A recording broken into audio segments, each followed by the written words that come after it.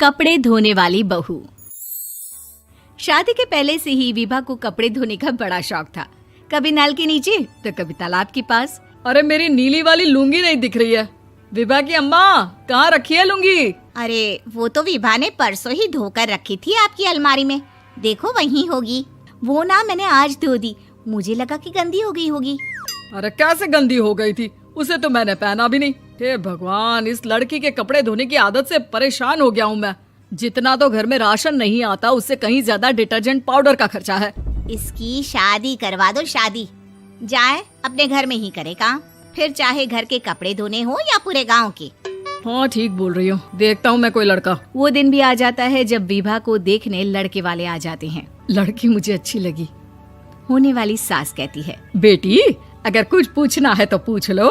वैसे तो हमारी लड़की बहुत ही शर्मीली है, जो बोल दो वो मान लेती है, इसे क्या पूछना होगा।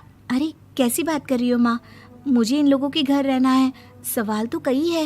हाँ हाँ बेटा, पूछ लो ना, क्या पूछना है। आप लोगों के घर कपड़े कौन धोता है? सास का मुंह बन जाता है। देखो, अगर तुम ये कहना चाहती हो कि तुम्हें कपड़े धोने नहीं आते तो सुन लो, कपड़े मैं ही धोती हूँ, लेकिन तुम्हारे आ जाने के बाद मैं रुमाल तक नहीं धोऊंगी। अरे चुप रहना भाग्यवान, बहू बेचारी घर आई नहीं, उसे डराना शुरू कर दिया। वो क्या है ना बिटिया, अभी तक तो ये कल्लू की माँ ही धोती थी, लेकिन अब तुम्हारे पापा तो दहेज में वॉशिंग मशीन देंगे ही। तभी विभा की माँ बोल पड़ती है, सवाल भी पूछा तो क्या। वैसे भाई साहब, मशीन की तो फिर भी कपड़े धोने की कैपेसिटी होती है। मतलब जो बिटिया दे रहे हैं ना विभा, इसे कपड़े धोने का बहुत शौक है। ये आप लोगों के क्या, आस पड़ोस गांव मोहल्ले सबके कपड़े धो दे और उफ तक ना करे। बाहर देखा नहीं आपने कितने कपड़े सूख रहे हैं? सब हमारी बिटिया ने ही तो धोए हैं। बस भी करो ना माँ, शर्म आ रही इतनी तारीफ सुनकर। और तो और एक दाग निकाल कर दिखाओ तो मान जाऊं। हाँ अच्छा, माफ करना बेटा, मैंने गलत समझा। हमें तो रिश्ता बहुत पसंद है। और ऐसे जुड़ जाता है रिश्ता कपड़े धोने का शौक रखने वाली विभा का। उसकी शादी हो जाती है कोयला फैक्ट्री में काम करने वाले कल्लू के साथ। शादी के बाद अचानक विभा चिल्लाती हुई सास के पास आती है। सासू माँ, अरे सासू माँ कहाँ है आप? ये तो धोखा है, धोखा दिया आप लोगों ने मुझे। इसे ससुर के चक्कर के बारे में पता चल गया। अरे तो उसमें तुझे क्यों धोखा मिला है? अरे नल में पानी नहीं आता, कपड़े कैसे कब धुलेंगे? अच्छा, तू पानी नहीं आ रहा उसकी बात कर रही है। तो आपने क्या सोचा? कुछ नहीं। अच्छा, तेरी माँ ने कहा था कि कपड़े धोने का शौक है तुझे, याद आया मुझे। शौक बोलकर कपड़े धोने वाले मेरे जुनून को कम ना आके सासू माँ, कपड़ा धोना मेरा गुरूर है। तभी पति भी वहाँ आ जाता है। अभी मैंने इसे सनी देओल की फिल्म दिखाई है, उसी के डायलॉग मार रही है माँ। अच्छा सुन, साफ साफ बता रही हूँ, पानी सुबह 4 से 6 और शाम को 10 से 12 आता है, समझी? विभा टाइमिंग सुनकर हैरान हो जाती है। ये क्या भूतों का मोहल्ला है? सुबह 4 बजे उठकर कौन कपड़े धोता है? 4 बजे टंकी में पानी जाता है, फिर सारा दिन धोना ना, किसने मना किया?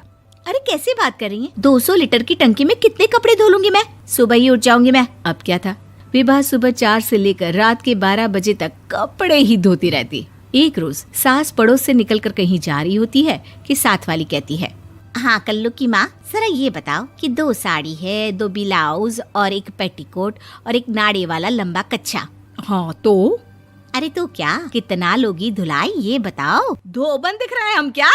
हमारे पति सरकारी नौकरी से अभी रिटायर हुए हैं और बेटा सुपरवाइजर है कोयला फैक्ट्री में। धोबन समझ रखा है हमें? हाय रे कल्लू की अम्मा, माफ कर दो, वो तो मोहल्ले में यही सब बता रहे थे कि तुमने बहू को कपड़ा धुलवाने के काम में लगा दिया है। सास को पड़ोसन की बात सुनकर गुस्सा आ जाता है। वो घर पहुंचती है जहां घर के बाहर ही इतने सारे कपड़े सूख रहे होते हैं जितने कि किसी धोबन के घर पर। अरे ओ कल्लू की दुल्हन, बाहर निकल। माँ जी यहीं आ जाओ, बाथरूम में चादर धो रहे हैं हम। अरे अभी हम धोते हैं, तुमको बाहर निकलो। ये आस पड़ोस वाले बोल रहे हैं कि हम बहू से कपड़े धुलवा कर उसे कपड़ा धोने वाली बना दिए हैं। अरे छोड़ो ना माँ जी, किन लोगों की बातों में आती हो? आस पास के लोगों का तो काम ही होता है कि वो किसी तरह सास बहू को लड़ा दे। बहू सारे घर के कपड़े धोती है, ये क्या कम है? बोलिए। सास को भी लग जाता है कि वो बहू का ये सनकीपन नहीं छुड़वा सकती, इससे अच्छा है कि खुद ही चुप हो जाए।